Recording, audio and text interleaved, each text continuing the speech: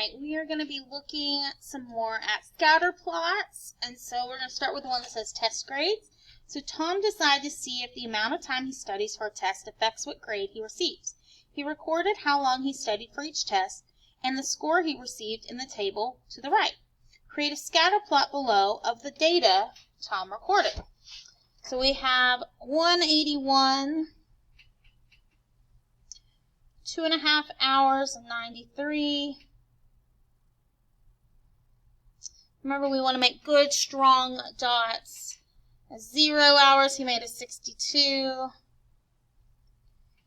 3 hours, he made a 91. 1.5 hours, he made an 85. And half an hour, he made a 73. Alright. So, does a scatter plot show a positive, negative, or no correlation? Well, if I follow it along, it is going upwards, so it is a positive correlation. We're also going to notice that it does make a linear, so we're going to go ahead and add that it is linear. And we're also going to look at that it doesn't have any clusters, really. There's not any clusters, really. Okay, so let's go ahead and sketch it. So this is where I'm going to take my ruler. I'm going to draw a line. Now remember, scatter plots usually have a little more data than this, but it doesn't always.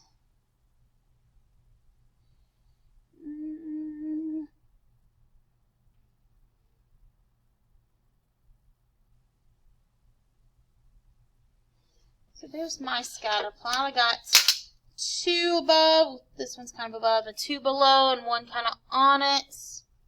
Alright, so we sketched a line. What is a reasonable prediction for Tom's test grade if he studies 2 hours? I'm going to go to 2 hours, and it looks like he's going to make right below a 90, so maybe an 88, an 87. Oh, I'm sorry, can't see that. 87, 86, somewhere along those lines. Next it said, circle the point from the list that would be considered an outlier. So I'm going to look at these points. So I have 0, 65. So if I plotted the point 0, 65, which is right there, it falls in line with my data. So that is not the outlier.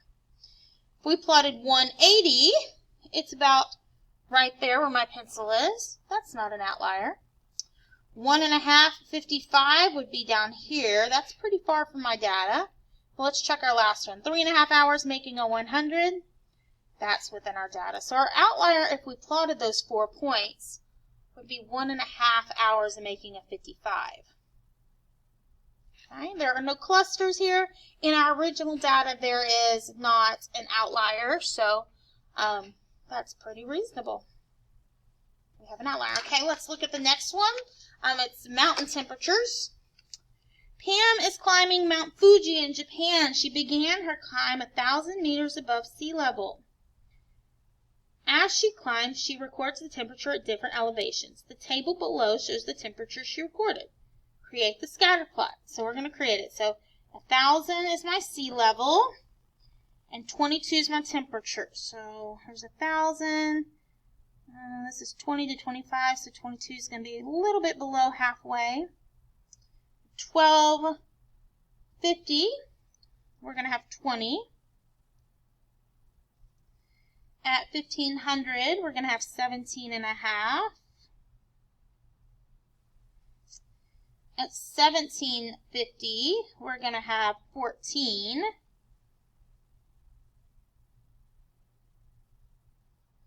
At 2000, we're going to have 12.5. And at 2200, we're going to have 10. I'm sorry, 2250 of 10. So, does the scatter plot show positive, negative, or no correlation? Well, it is going, if I follow my finger along it, it is a negative correlation. And it's also, oh, they asked it in question 2, it is linear. Yes, it is a nice linear. It's almost a perfect linear. So line of best fit is the same thing as a trend line.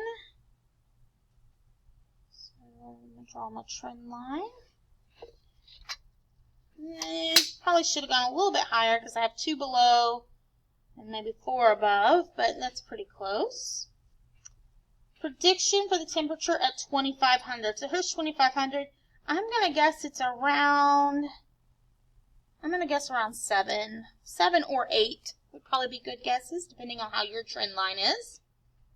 Give you a minute to draw that trend line if you need it, and to see your prediction.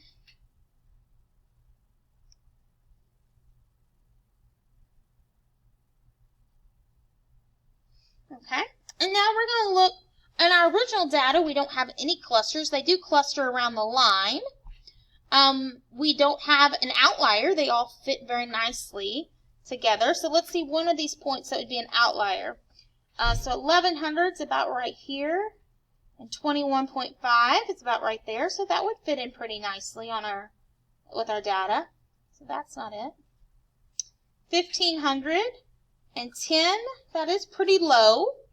So let's go ahead and see, that's a possibility.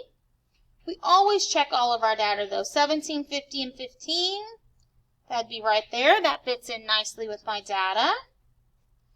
2408, yeah, that fits in pretty good with our data also. So our outlier would be the 1510. All right. Last one, we have growing plants. Sam, Monica, and Jamal are growing the same type of plants. They measure and record the heights of their plants each day in centimeters. Create a scatter plot below of the data collected.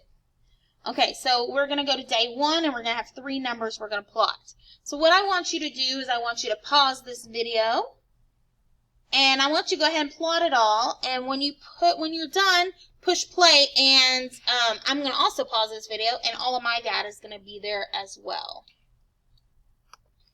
All right, hopefully you graphers are now pushing play, and that is what it looks like graphed. So let's answer some questions about it. Does the scatter plot show positive, negative, or no correlation? And we can see that it shows a nice positive correlation. If I follow it with my finger or pencil, it is going up. So it is a positive correlation. Remember, another word for correlation is association. So either one of those would work. Okay. Sam predicts that the plants will be about 16 centimeters tall on the day 20. Do you agree or not? So this one's a little hard for us to do without extending our graph. We can't extend it out. We would have used this actually to do we would have used an equation, which we're learning next week, but we can still figure it out. So we can look at a day 10 maybe. So at day 10, we have about an 8, and so thinking on day 20, it doubling to 16, that's possible. So I would say, yes, I agree, that's possible.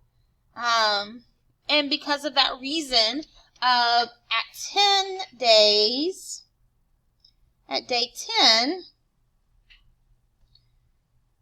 the plant is the plant is 8 centimeters tall. And so it would double. So in 10 more days,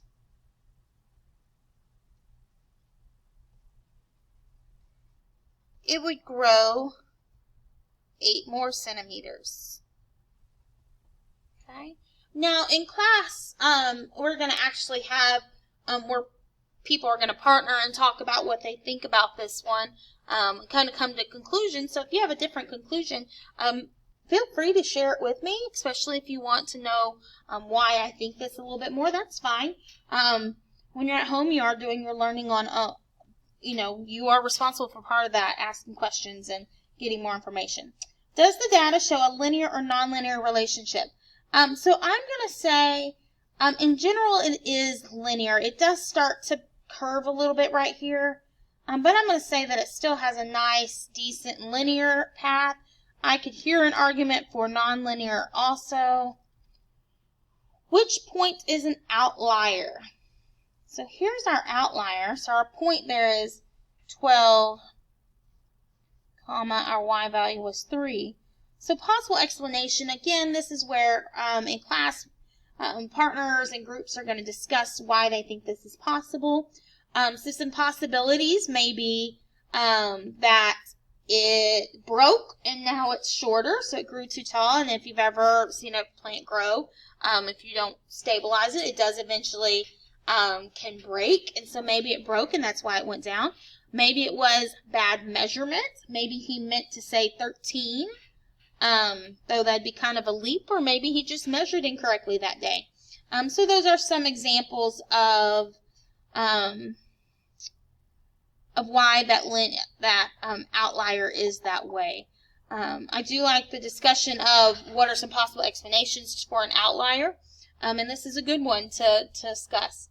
All right, on Monday, we are getting a student teacher.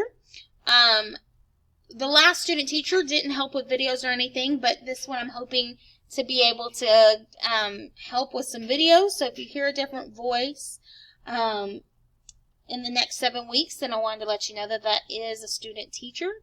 Monday, we are doing our homework and vocab day. So those of you that are still going to be virtual, I know I have a whole bunch of you coming back on Monday, but those of you that are still going to be virtual, remember that when something is assigned that day, it is due that night. So be sure you are being responsible and taking care of your work the day it is due. All right? God bless y'all, and y'all have a great day.